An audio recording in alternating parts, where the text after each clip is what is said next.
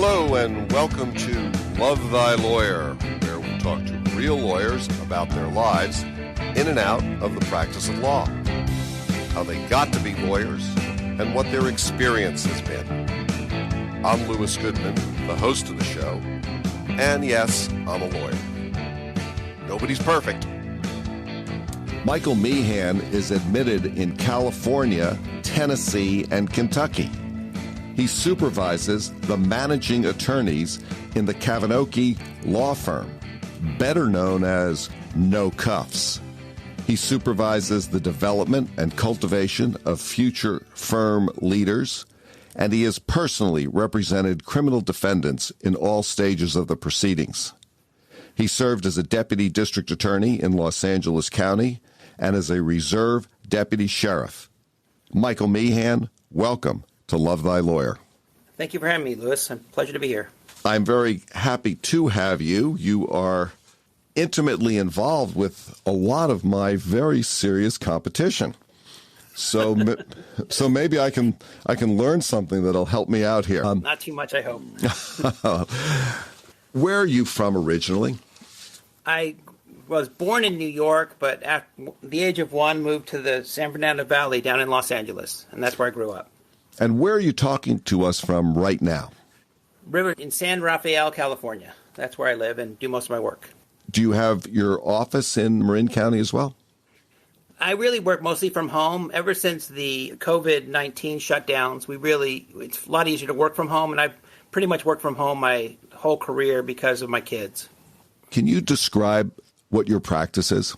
Throughout the state of California, we're only a criminal defense law firm. We focus primarily on DUIs, though we do take any other type of criminal defense case, and we have office or lawyers in all the major cities throughout the state. How many attorneys do you have in the firm? As of today, we have 18 full-time attorneys that are employees that work and go to court for us. There's another 5 attorneys that just do intake calls for the firm. I know the name nocuffs.com, and I know that is something that you work with. And I also mentioned the Kavinoky Law Firm. So can you explain what the relationship there is and how that works? Our company, the Kavinoky Law Firm, was started by Darren Kavinoky about 20 years ago. About 15 years ago, he obtained the rights to 1-800-NO-CUFFS, the phone number. And that's sort of a brand that he uses to market our firm and to get clients. And how long have you been working with that firm? About 15 years now. You said that you were born in New York and then you moved to California. Is that where you went to high school? I did. I went to Chatsworth High School out in the San Fernando Valley. Growing up, I didn't realize that Chatsworth was the porn hub of the world, but I found out after I moved away. Well, after you graduated from the porn hub of the world, you went to college. Where'd you go? UCLA. How was that experience for you? It was great. I couldn't be more happy with my experience at UCLA. It was my favorite time of my life.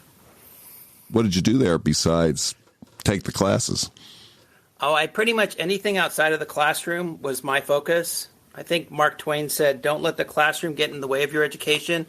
And I took that to heart. I was very involved in student government, the orientation, the fraternity system, pretty much anything you could be involved with at UCLA, I was involved with. At one point, you were actually student body president there. Yes, I was. My senior year, I got elected to be student body president. It was a contentious election, but I ended up serving a full term as student body president at my senior year. I really enjoyed that. What's the student body population at UCLA? I mean, there's a lot of students there. 23,000 undergraduates. And what made you want to take on that kind of responsibility? I really liked helping people, and I liked getting things done, and I felt that I could help make the student government more focused on the students was my goal. And so I had been a general assembly person, which is sort of a senator type person in the student government. And then the next year I ran for student body president. At some point you went to law school. Did you take some time off between graduating from college and going to law school, or did you just go right into law school? No, I took a break. I'm not big on planning ahead. So when I graduated UCLA after being student body president, I really didn't have a plan for what I was going to do next.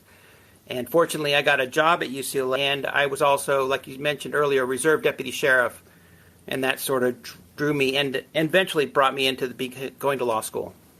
How much time did you take off between the time you graduated from college and the time you entered law school? About 3 years.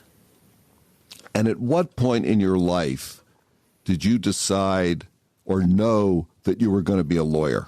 There was an event that happened when I was on patrol as a deputy sheriff that sort of kicked me in that direction quickly because what I thought was injustice. And I was on, well, I'll give you the story. I was on patrol in Lenox, which is a sheriff's station. It's the area in L.A. that Inglewood didn't want, so it's not a great area. And I was at a domestic violence call, and a woman I was trying to talk to pulled out a bayonet and tried to stab me with it. And we eventually were able to get her to drop the weapon and arrest her. And I was in full uniform and had everything an officer would have. I looked like a regular officer. So the gun, belt, everything. And we arrested her for assaulting a police officer. And a couple months later, I never heard from the DA to come testify at the preliminary hearing. So I called the DA and said, "How come you never called me?" And she told me that we would resolve the case. And I thought, oh, okay, well, how much time did the woman get? And she told me she'd gotten time served. And I asked her, well, how much time was that? And she said 1 day.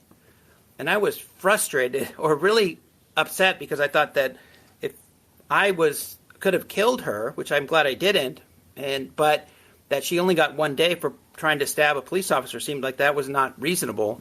And so at that point, I decided I was going to go to law school, become a prosecutor, and make sure that things were treated right and people were protected. But after becoming a prosecutor, I realized there's a lot of other factors that go into play when you're trying cases. So where did you go to law school? Loyola Law School, down in L.A. What do you think of actually being in law school after having seen the law from a different perspective? I really enjoyed it. I liked the Socratic method a lot, and I liked being able to argue with professors. I enjoyed that part of it. So I didn't like being cooped up in the classroom as much, so I did a lot of internships when I was in law school. Do you think that having taken some time off and worked in a legally related field helped you focus once you actually got to law school? Oh, absolutely. I think it actually gave me a lot of more perspective than a lot of the people that came right from college had. Because I think you see more of the world than you did when you're in college. So you can see there's a lot more perspectives that you would have from someone who'd never really been out in the world. You graduated from Loyola. How did you get to the Los Angeles County District Attorney's Office? I did a lot of internships in the LADA's office in law school. And my senior year, I spent a whole semester there. And then summer after I graduated, while I was studying for the bar, I worked there also. And then at the end of when I got my bar results, then I was offered a job, which I was very happy and very fortunate for being able to do that. What sort of work did you do as a Los Angeles County Deputy District Attorney? Well, I started out in their main DA's office downtown and just did a lot of handoffs from the other DAs, like preliminary hearings and minor things. And then I went to an actual satellite courthouse where I handled everything from arraignment all the way through trial, which I enjoyed a lot. After you left Los Angeles DA, what did you do? I moved, because of a relationship, I moved to Kentucky and went out there, and the goal was to become a lawyer out there and work out there. But I had to take the bar again out there in order to become a lawyer because there was no reciprocity. So during that time I was waiting to take the bar and pass it, I ended up starting a hair salon with my partner at the time and grew that business into a pretty successful company. So you got some experience being a business person. Oh, absolutely, yes. And working with hairdressers is definitely a different type of employment group than you generally deal with lawyers. So it's much more challenging than lawyers. Really? Yes. When people feel that they're an artist, they don't always feel like coming to work on time is a good idea. So it's definitely a challenge for me. And then you also took the bar in the state of Tennessee at some point. Actually, in Tennessee, I was able to, they have reciprocity with Kentucky, so I didn't have to take the bar again. I did take the bar again in Arizona, and I passed it there, but I never got sworn in because we were moving a lot at the time. So I moved to different states. But I did practice in Tennessee for quite some time. What was the path that led you to your current job? My current partner, we were moving out to California. I had quadruplets while I was in Kentucky. Wow. And yeah. So when we were moving out to California, I really wanted to stay in criminal law. And so I applied, and actually there was a job opening at the Kavinoky Law Firm. And what did you do initially at the Kavinoky Law Firm? I was a managing attorney, which is what we call the attorneys that go to court. So I was practicing in Northern California with another attorney and doing a lot of different counties up here. How long have you been with Kavinoky now? Almost 15 years now. Wow. So that's a relationship that's really working out well for you. Yeah. I mean, I think for the last 14 years, I've been telling him how to fix the company, and now I've just been moved up to a position where I can make the changes. So a lot of times I think he was just ignoring my suggestions. But now that I'm in management, I get to implement them and hopefully make the place a better place. We'll have to get him on the podcast and see what he has to say about that. Exactly. What do you find challenging about managing attorneys? Well, I think one of the challenges is that everyone does their practice differently. And it's not always different that it's wrong. And I don't like being micromanaged, so I don't want to micromanage other people. But oftentimes, when I see that there's a better way to do it, it's hard for me not to step in and tell them how to do it as much as to let them learn from their mistakes. So that's a challenge. And also, I think that everyone has a different work ethic, and how much time are they going to put into a case, or how much time they spend with the clients. And so that's always a challenge too, because it's not, there's a lot of different ways to finish a case or to deal with a case, and oftentimes you'll end up at a good result, but maybe the route's different. So I find that challenging. And then also to dealing with clients who are complaining about the employees is always a challenge too, when they're not getting the responses they want or the clients aren't getting what they expected. When people call 1-800-NO-CUFFS, they presumably talk to one of your intake attorneys. Correct. Do they actually come in and sit down and have an interview, or do you manage to do most of the sign-ups over the phone? I think most of the sign-ups end up coming in over the phone. I mean, with COVID coming in, it's been like almost 100%. But most clients, since our main office is located in LA, the phone calls are often the only time they deal with the intake attorney is through the phone. Because a lot of times it's like a DUI or something that's more minor, that in some of the clients have actually moved back to out of state, or they were here on a vacation and left with a citation. So we deal with it that way. But I would say majority of the clients, it's all over the telephone.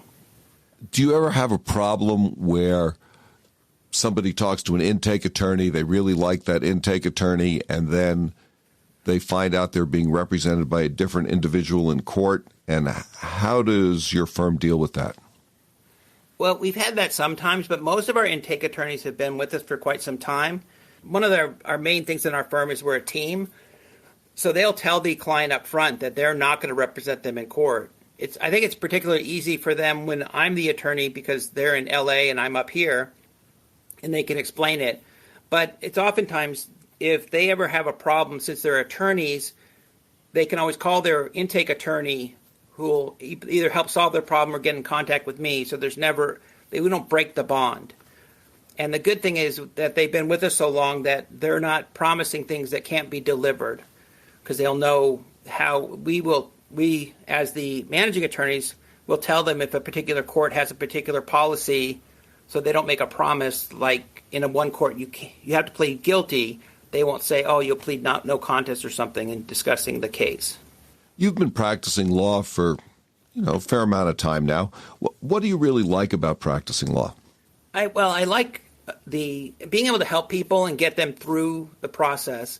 I really like the interaction I have with the attorneys in court. I know that you miss it a lot more when COVID came in and you couldn't be around people, but I really enjoy that. I enjoy going into court, talking with people, waiting for the case to be called, and dealing with the DAs. I really enjoy all that interaction and camaraderie. If a young person were just coming out of college and thinking about a career, would you recommend the law as a career choice? I would recommend it with caution. I would tell them to go work with a lawyer first. Because I think a lot of times people have this ideal of what a job of a lawyer is, and then they get into practice and they're so bogged down with debt that they find it's maybe not for them. And I'd rather them see that up front and decide maybe that's not their career choice. Well, that kind of leads me into my next question, which is, how is actually practicing law met or different from your expectations about it? Well, I thought all lawyers were really rich, so that differed a lot. It's not quite the road to wealth I thought it would be. I also think that there's a lot of the practice of law is a lot more delayed, and it doesn't seem to me, when I went to law school, I was looking at it from the perspective of a police officer, so I thought it was very black and white, where they committed the crime, they're guilty, and they get the result. And so I think there's a lot more nuance than that, which I think is good from my perspective as a defense attorney, but it's different than what I thought it would be when I went to law school. One of the things that I was really interested in talking to you is because you're an attorney who's really involved in the business of practicing law and the business of running a law firm. And I'm wondering if you could talk about that a little bit, how that's gone for you, and how maybe that or different from your expectations. I think from my perspective of owning a business also helps with that. I think that a lot of times when I was doing private practice and representing clients myself and a sole practitioner, you always hope the business would take care of itself. And so you would believe people when they promise to pay you, and then they ultimately don't, or they won't pay you until they get their next case. And I think that you get bogged down. If you trust people too much, you end up getting taken advantage of. So that I found was a good perspective. I think I was never good, and my strengths was not collecting money from people. So in the sense of when I was working for the firm, I preferred to get a regular paycheck and not have to worry about paying the rent each month. When I'm working in the business in my current position, it's really important to look at what our standards are and what we expect to collect before we go to court on a case. And it's a lot more like cut and dried rather than you believe more people and take more chances, because we have to make sure that we're paying everybody in the firm. So I think it's good to have that perspective, because it's a lot easier to get stuck on cases that take up so much time that you're not getting paid enough for them, whereas our firm tries to make it so that we don't do that. Yeah, I have a couple comments about that. Well, one is that I don't know how I would sleep at night if I had 18 attorneys to worry about paying. I mean, it's just an enormous responsibility. And I take my hat off to you and your partner for being able to run that kind of a business operation. There's a podcaster named Neil Tyra. I'll give him a little shout out here. And he has a podcast called The Law Entrepreneur. And I think it's a great podcast for anybody who's an attorney to listen to. But he really feels that it's malpractice on the part of law schools to do nothing about educating attorneys in terms of how to run a business. And you're someone who got some experience running the business with a hair salon. But I'm just wondering if you had a comment about that. Oh, I totally agree. I don't think that the law schools talk about what it is to run a law firm or a business or making payroll. And I think that if they did that, I think, one, it might discourage people from going to law school, because they would understand that it's a lot more difficult than just being good at your craft, because you have to pay people. And it's also, there's a decision people make when they want to hire an assistant or hire another lawyer, if they can afford to pay them and they can have a stable job. So I definitely think if people had more of that perspective, they would know it going in. Because I know when I was practicing at the DA's office, I got a paycheck regularly.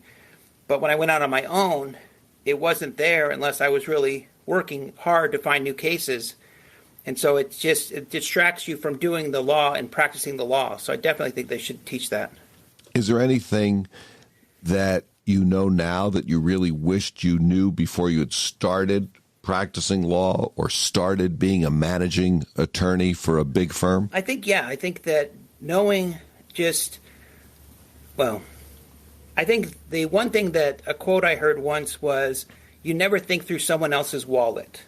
I'm not sure if that was in law school or somewhere else. But I often feel like people, when they quote someone a price, they think about what they could afford to do it rather than what the other person could afford.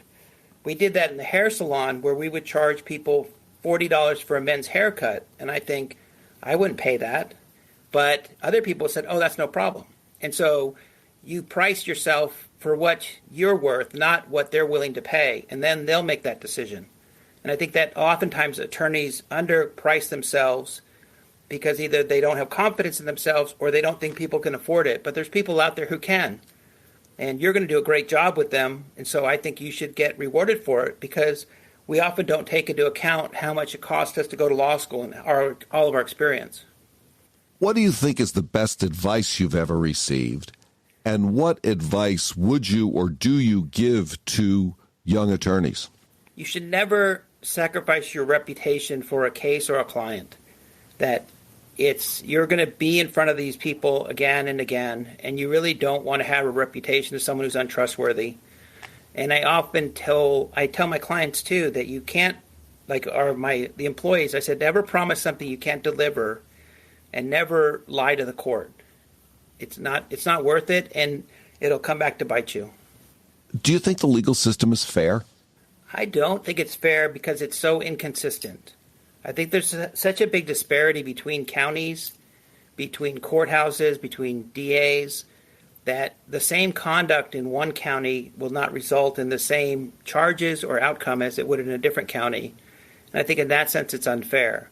I think there's a lot of unfairness in racial unfairness and other things, but I think that just when I was young and you'd watch the Dukes of Hazzard, if you got across the county line, you'd be free to go. Whereas here, if you go to a different county, your charges might go from a misdemeanor or an infraction to a felony, and you don't really know the difference if you don't choose where to commit crimes, you would think. But I just think in that sense it's unfair that you could end up someplace where you would have a major serious crime, whereas 3 blocks over you might not even have a charge filed. I'm going to shift gears here a little bit. What's your family life been like, and how has practicing law fit into that? Well, like I said earlier, I have quadruplets, so it's affected it a lot because when they were born, they were in Kentucky, and I'm in a gay relationship, so me and my partner were raising quadruplets, and Kentucky is not the greatest place for open thought and open-mindedness. But when we moved to California, they were just about to enter elementary school, so it really impacted my practice of law because I wanted to be at home more. And at the time, when I first started working for the firm, the manager came to me and said, oh, you have to stay in the office till 5:30 each night, when we had an office in San Francisco. And I told him, okay, well, this is my 2 weeks' notice. I'm not going to do that because I'm not going to get home at 7 or 8 at night. And then they changed their policy real quickly. So I definitely have tried to make sure my practice allowed me to spend time going to Little League games and spending more time with the kids while they're growing up. Now that they're all in junior college, it's really trying to figure out how to pay for it and do it that way, but I'm less bound to be home at a certain time. How about a book or a movie that it might be related to law, it might not be, that you would really recommend people read? I remember before I went to law school, I read 1L. I thought that was a great book on getting the idea of how law school was. How do you define success? I think success is being happy and content and not having the stress overwhelm you. Because I think that if you're able to pay for things and not have to worry if your check's going to bounce, that's going to give you some sense of success. But also being healthy and having the ability to appreciate what you have rather than always be striving for the next thing. Let's say you came into some real money. You and your partner came into $3 or $4 billion. What, if anything, would you do differently in your life? I think I would take more time off. I had some time off before, and I wrote a book, a novel, that I really enjoyed doing. So I would probably do more of that. I mean, I always tell people I would go buy a lighthouse on the ocean and just write. I think I enjoy going to court, but I probably wouldn't go as often as I do and be more selective in the cases I handle. But I would probably travel more, and I would definitely pay off all of the debt that my family has accrued, like for housing and other things, and put that all behind them, because I think that really limits your opportunities in life. Tell me a little bit about this book that you wrote, and is it available? Yes, I wrote a book. It was actually, I was visiting my in-laws over several years in West Virginia, and there's not quite a lot to do there. So I'd always spent my time reading novels, and I thought I could do a better job than that.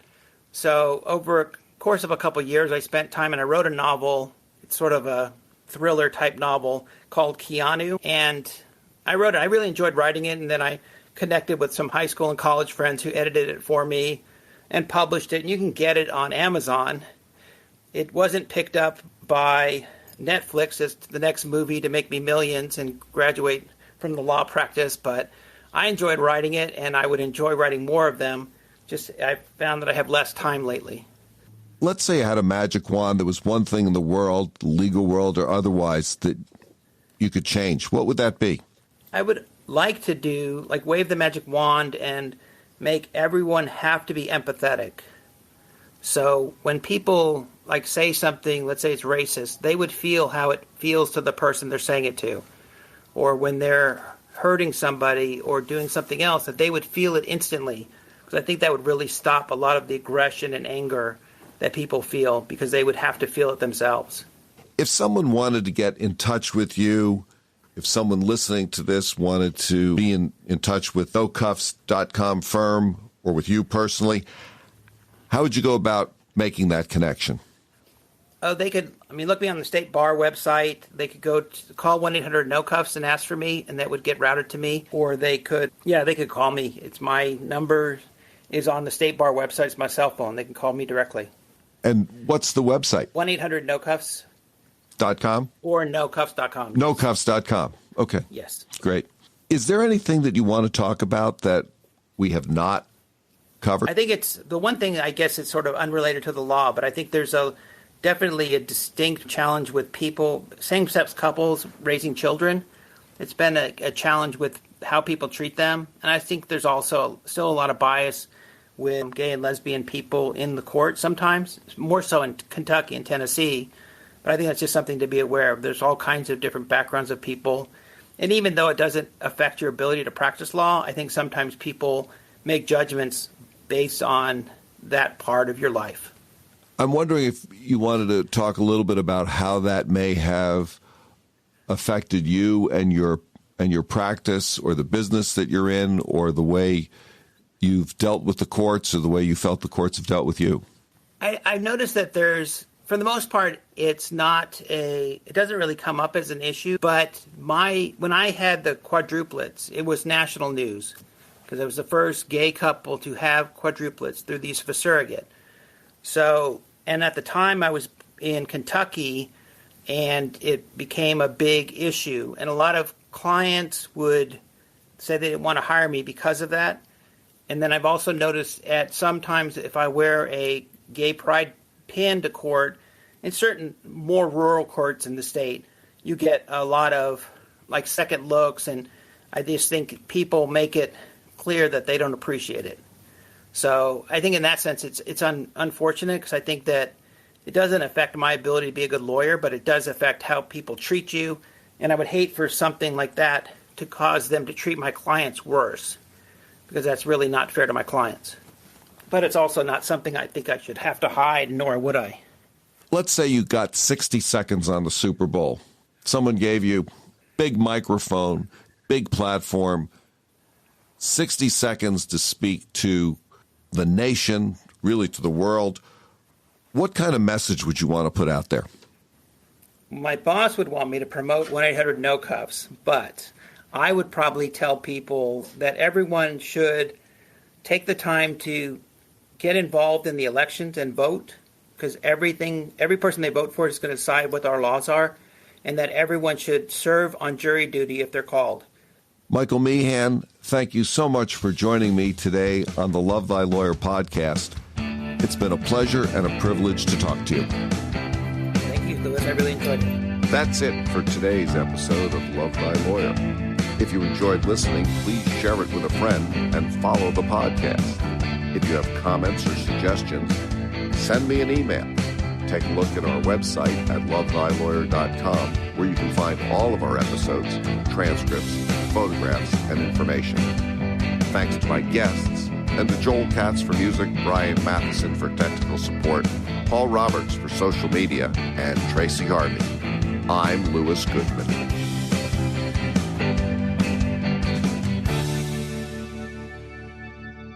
But I actually enjoyed studying in law school a lot better than I did as an undergraduate.